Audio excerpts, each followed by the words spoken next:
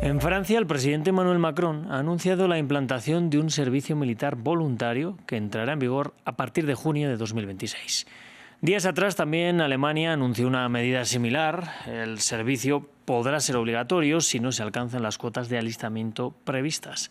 Para analizar estas noticias hoy nos acompaña Guaya Kiviguer. Ella es profesora de Gobernanza Global de la Universidad IE y directora ejecutiva de la Iniciativa sobre Relaciones Transnacionales. En primer lugar, gracias por estar con nosotros aquí en France 24. Desde 1996 no se tomaba una decisión similar en Francia. ¿Qué tan aceptadas son estas medidas entre la población general, no solo en Francia, en Europa en general? Bueno, lo que estamos viendo actualmente es un deterioro del entorno en Europa, un deterioro del entorno estratégico. Y todo esto por el tema de la guerra en Ucrania. Desde el 2022 tenemos una guerra en el continente europeo y esto ha movilizado los diferentes países. Y yo creo que todos entendemos que la posibilidad de un servicio nacional es ahora algo que podría ser totalmente aceptable. No solamente en Francia, pero en otros países, como acabas de decir, en Alemania, en Polonia, tenemos conscripción obligatoria en 10 países europeos ya, o que lo tienen desde siempre o que lo acaban de reintroducir. Entonces, lo que estamos viendo, yo creo, es una aceptación, que eso es una nueva realidad, que hay el espectro de la guerra en Europa y que nos tenemos que preparar. Eso no quiere decir que nos estemos militarizando, pero yo creo que estamos preparándonos para más en plan de prevención y disuasión. ¿Y por qué cree que estas medidas, por el momento, son, no son obligatorias? ¿Cree que podríamos llegar a ver la obligatoriedad de las medidas o por el momento los mandatarios no se atreven? Pues todo depende. Otra vez, si la situación o el entorno se deterioran de manera más rápida, obviamente eso se podría convertir en conscripción, pero obviamente nadie quiere esto. Todo depende de la evolución de la situación geopolítica en Europa. Yo creo que por ahora nadie quiere conscripción, desde luego en Francia, solamente estamos hablando de un servicio voluntario, pero es cierto que lo estamos volviendo a introducir por el contexto actual. Y esta amenaza de guerra existe desde el 2022 y ahora también estamos viendo que no tenemos las reservas suficientes en el ejército profesional y tenemos que ampliar esto, tenemos que reforzar nuestro ejército. Entonces, esto es una manera no obligatoria de hacerlo. Yo creo que más suave, es decir, poco a poco. Si llegara el momento, pues lo hablaríamos, pero hoy en día nadie está hablando de la conscripción en Francia, desde luego. ¿Están poco preparados, por tanto, los ejércitos europeos, desde luego el francés y el alemán, que a priori son los más grandes, para una posible guerra o un futuro conflicto en el futuro? Pues tenemos esta insuficiencia de reservas del ejército profesional. Yo creo que, como dijiste, desde el 97 no tenemos conscripción en Francia. Hemos tenido esta época, esta era de paz. Y yo creo que los jóvenes no están para nada con mentalizados para pelear. Entonces, eso sería muy difícil salvo si les pagaran mucho. En Alemania estaban a pagarles 2.600 euros, que es muchísimo, es muy atractivo. En Francia están hablando de 800 euros para los voluntarios que empezarían en junio del 2026. Esto no creo que sea un sueldo muy atractivo, desde luego aún no.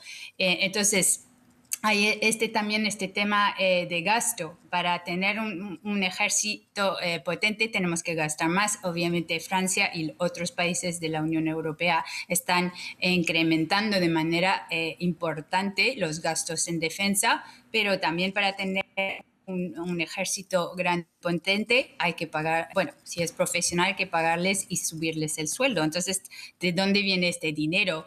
Yo creo que para estos 3.000 voluntarios que están esperando para junio del 2026, eso va a costar 2.000 millones euros, que es un gasto muy importante. Así que yo creo que los países europeos están viendo que como este dilema de tenemos que ampliar y reforzar nuestro ejército de dinero y cómo hacerlo atractivo a los jóvenes que llevan tantos años pensando que estamos viviendo en una era de paz. Entonces la guerra no es algo nada presente para la mayoría de los europeos y más que nada los jóvenes.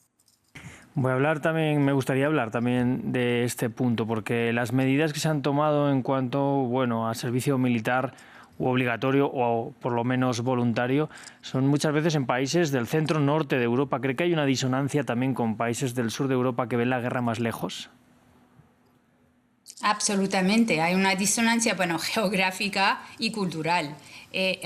Los países, los que más cerca de Rusia están, bueno, obviamente lo viven de cerca, tienen un miedo real, hay un riesgo real, por eso la conscripción es presente en Finlandia, Estonia, Lituania, Letonia, Suecia, bueno, todos estos países están cerca de Rusia y muchos de estos comparten una frontera con Rusia, entonces el peligro sí que es real.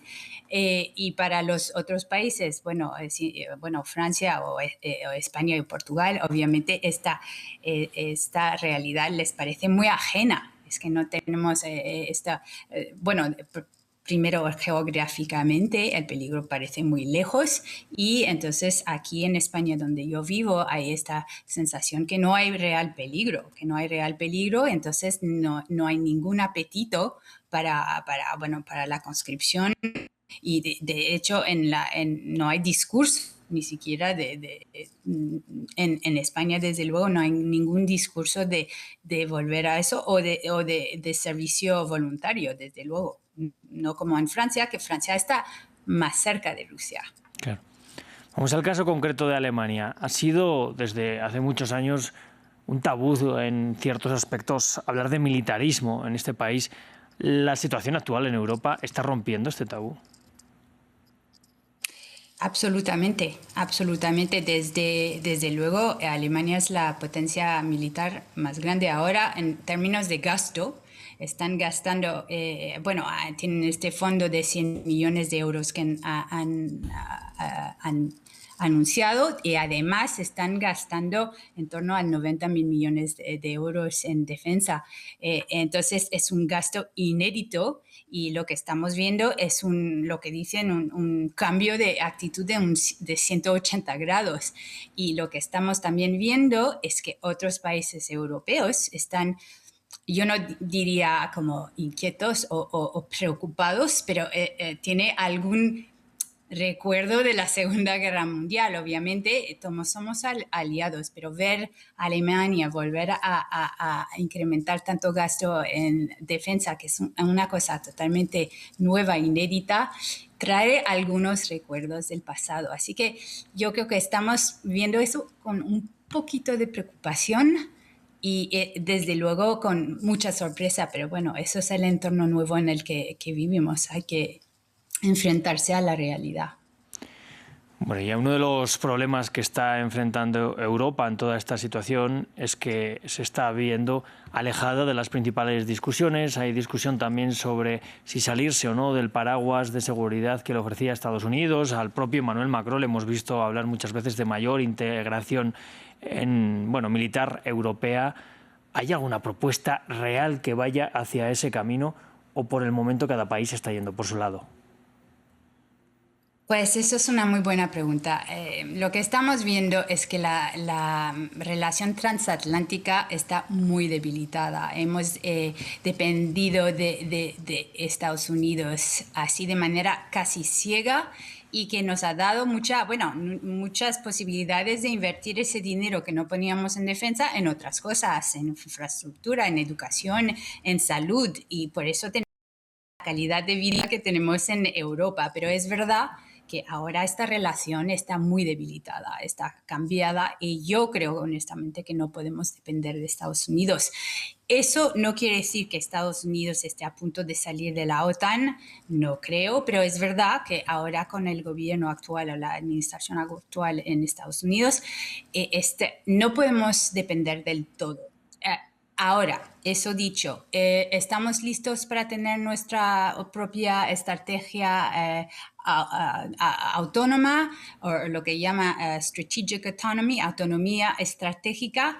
No estamos listos, necesitamos muchos años, necesitamos compatibilizar nuestros ejércitos, que cada uno tiene su propio ejército y como acabo de decir hace poco, no es que haya desconfianza entre los aliados, pero no del todo.